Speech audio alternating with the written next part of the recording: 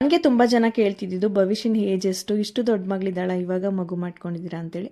ನಾನು ಆಲ್ರೆಡಿ ಒಂದು ಲಾಂಗ್ ವಿಡಿಯೋದಲ್ಲಿ ಭವಿಷ್ಯದ ಏಜ್ ಎಷ್ಟು ಅಂತ ಹೇಳಿದ್ದೀನಿ. ಆದರೂ ಕೂಡ ಮತ್ತೆ ಮೆಸೇಜ್ ಮಾಡ್ತಿದ್ದಾರೆ, ಹೆಣ್ಮಕ್ಳದು ವಯಸ್ಸೆಷ್ಟು ಅಂತ ಹೇಳ್ಬಾರ್ದು ಅಂತಾರೆ. ಸೊ ಆದರೂ ಕೂಡ ನಾನು ಹೇಳ್ತಾ ಇದ್ದೀನಿ, ಭವಿಷ್ಯ ಇವಾಗ ಫಿಫ್ತ್ ಸ್ಟ್ಯಾಂಡರ್ಡ್ಗೆ ಏನು ಏಜ್ ಅಂತ ಗೊತ್ತಾಗುತ್ತಲ್ವ, ಥಿಂಕ್ ಮಾಡಿ.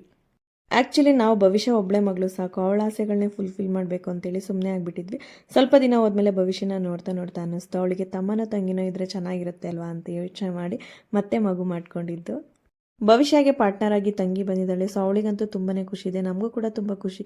ಒಬ್ಳು ದೊಡ್ಡ ಮಗಳು, ಒಬ್ಳು ಚಿಕ್ಕ ಮಗಳು ಅಂತೇಳಿ. ಹಾಗೆ ಭವಿಷ್ಯ ಅಂತೂ ಇವಾಗ ತುಂಬಾ ಚೆನ್ನಾಗಿ ಅರ್ಥ ಮಾಡ್ಕೊಂಡು ಬಿಡ್ತಾಳೆ, ಏನೇ ಹೇಳಿದ್ರು ಕೂಡ. ಹೆಣ್ಮಕ್ಳೇ ಅಷ್ಟು ಅಂತ ಅನಿಸುತ್ತೆ, ಬೇಗ ಅರ್ಥ ಮಾಡ್ಕೊತಾರೆ.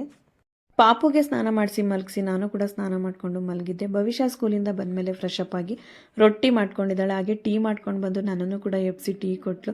ಸೊ ಈ ಥರ ಅವ್ರ ಕೆಲಸ ಅವರೇ ಮಾಡ್ಕೊಂಡಾಗ ಒಂಥರ ಖುಷಿ ಅಲ್ವಾ. ರೊಟ್ಟಿ ನೋಡಿ ಹೇಗೆ ಮಾಡ್ಕೊಂಡು ಬಂದಿದ್ದಾಳೆ.